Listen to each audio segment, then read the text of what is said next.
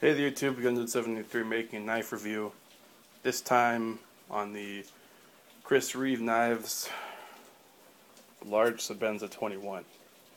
Now, as I've said before, this is sort of my grail knife. It is my grail. The knife, pretty much my perfect knife. So this will be, if you don't like Sebenzas, don't watch this video because it's almost just it's basically me just really liking this knife with a few downsides. So let's get into it. Packaging is very nice on the Sebenza. You can see it's a very simple white box, but you get this really cool just blue logo, and you have all the times they won the manufacturing award at Blade. And since this is a current production knife, you can see these are all the years they have won up until the filming of this video. Kind of funny they didn't win in 2002. Odd.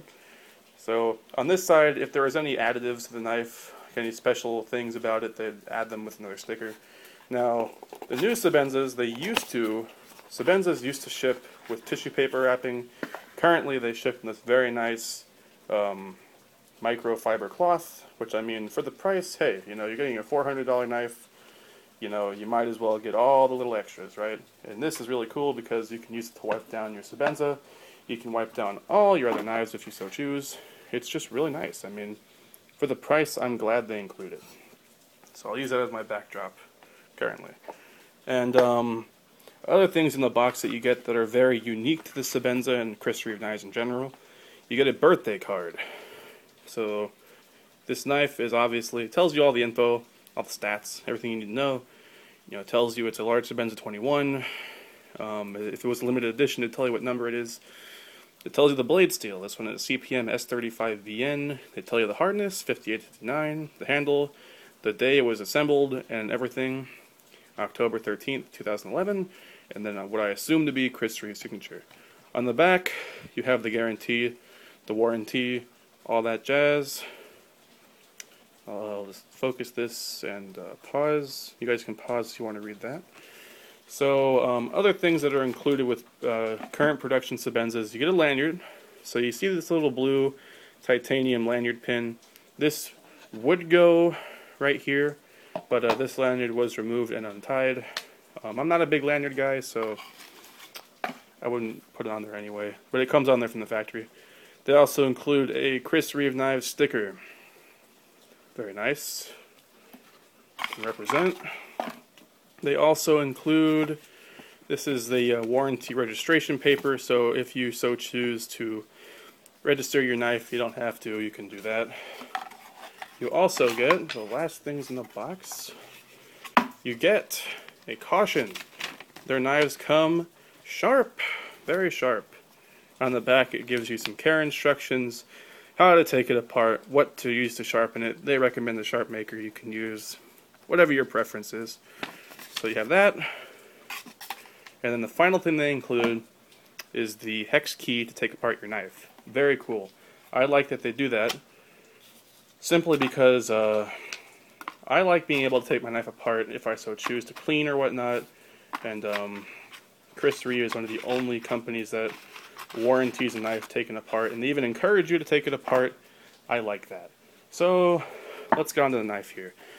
As I said before, this is a $410 folding knife. Most people are probably in some sort of shock. Well, if you're watching my videos, you know knives, so it is very expensive for what it is.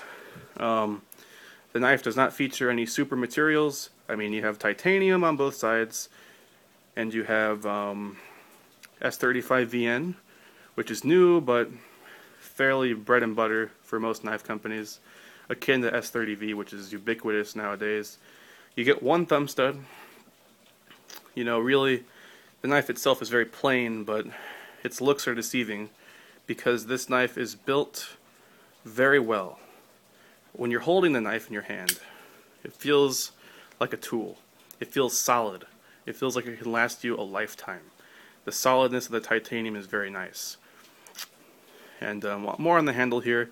All these screws use the same size Allen wrench, which is included, so you can take apart this whole knife with just one tool, which is included and is also very easy to find in the secondary market. You can go to a hardware store and buy it for cheap. One thing that's interesting is you have the lanyard hole right here, and this hole here It serves no purpose. It's a byproduct of the manufacturing process. They basically have two pegs that are like this, and they're just sort of assembling the knife on those pegs. So that's why they have that there. No real purpose it serves. Like you have this perfect pocket clip. You can see that it is inset into the titanium, so it does not wiggle even though it uses one screw. The back side here features very nice shiny screws. You can see this was added relatively recently, up until, I don't know, maybe 2010. Sebenzas were sterile except for the logo. Now they feature this Idaho-made stamp. Some people hate it. I do not mind it. It's alright. And one cool thing here is you can see the stop pin has these two little lines cut in it on either side. Now this is a new thing for Sebenzas.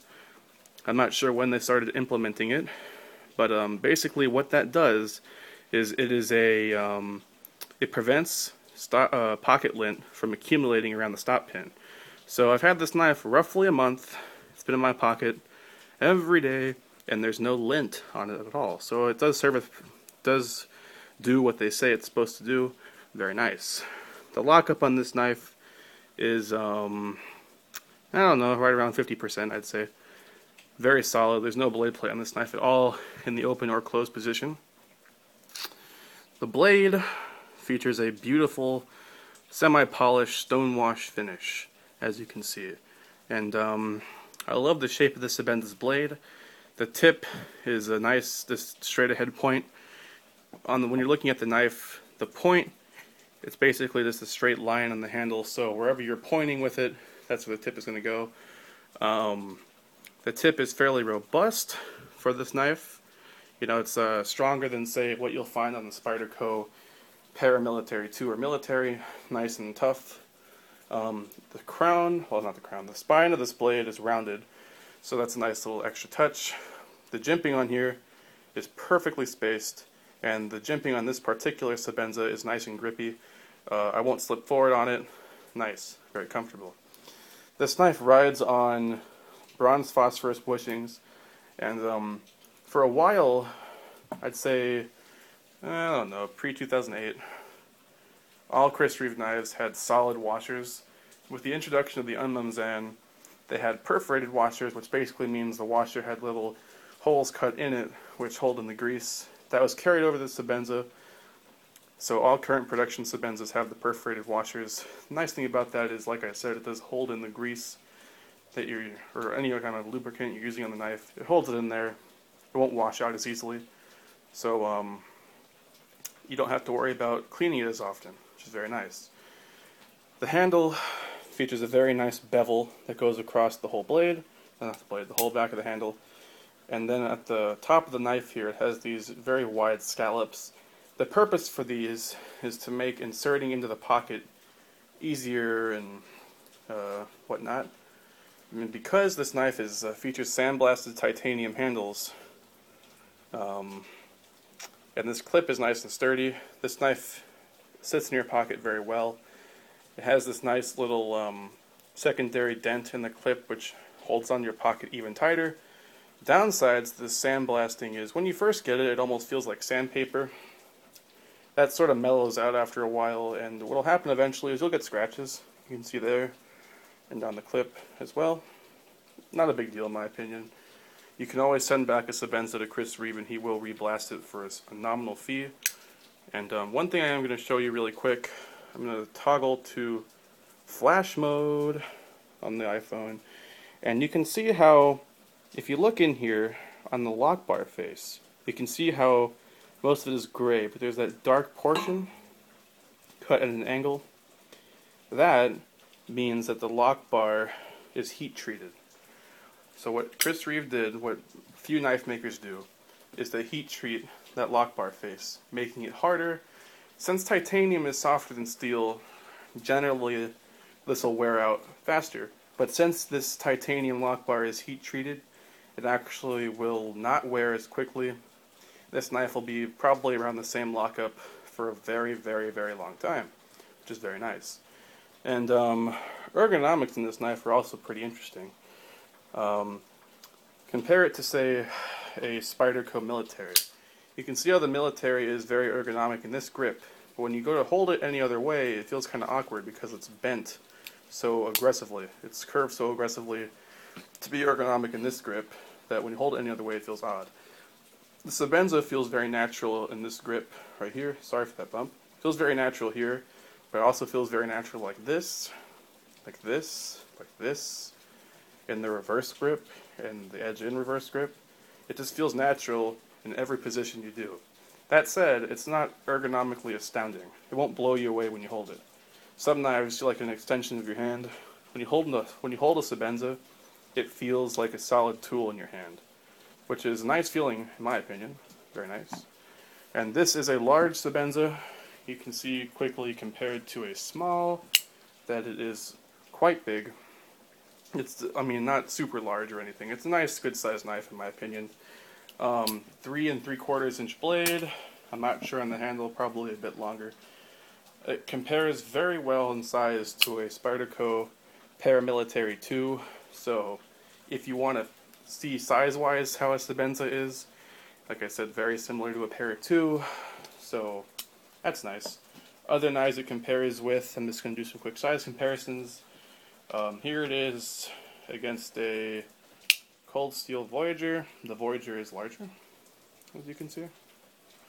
Here it is compared to a Spyderco Military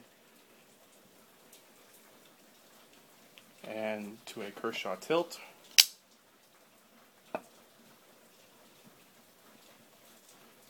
And something on the smaller side, here is an Essie Azula. So, basically, I mean, this knife is very solid, very nice. And one last thing here with the thumb stud, a lot of people complain about it being pointy. You're not supposed to open this knife by putting your thumb directly on top of the stud.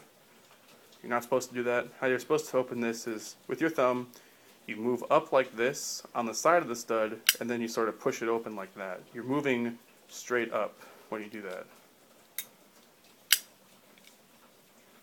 So, and that generous cutout right there makes it very easy to access the thumb stud. The thumb stud is titanium, and this is a standard Sebenza. You can see the thumb stud is anodized blue. The anodization does wear off, but it gives the knife character. If you really don't like it, you can send it in the Chris Reeve and have a bare silver stud put there, which doesn't wear. That's nice. I guess one last thing I haven't talked about is the smoothness of the Sebenza. It's nearly legendary, and in my opinion, hyped up too much. You know, the Sebenza, most people equate smoothness to opening up like lightning fast, like the tilt. They'll say, "Oh, the tilt's super smooth; it has bearings." Well, the tilt opens very quickly, and it is very smooth. But the Sebenza has a different type of smooth. When you're moving it, it's a very hydraulic feel. It's more resistance, but there's no hiccup when you're opening this knife. Very nice. And also, there's a lot of rumors out there about saying, oh, if you flick open a Sebenza, it voids your warranty. Partially true. If you use, I'll just use an example here, is the Kershaw Tilt. If you go like that, and open it with just under your thumb pressure, like that, that does not void your warranty.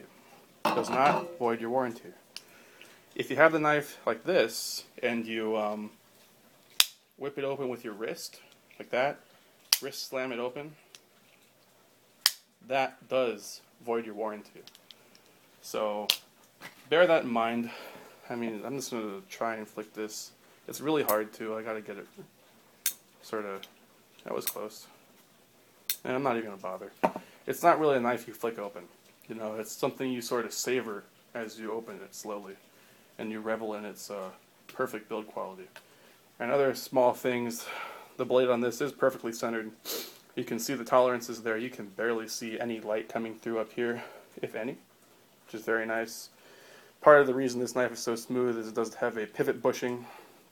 So basically, it doesn't matter how tight the screw is. You basically want it all the way tight because there is a bushing inside this knife which prevents over-tightening and keeps perfect smoothness.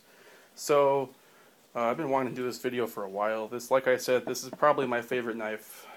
I guess any downsides to this would be cost And in terms of design things, you don't get the double studs.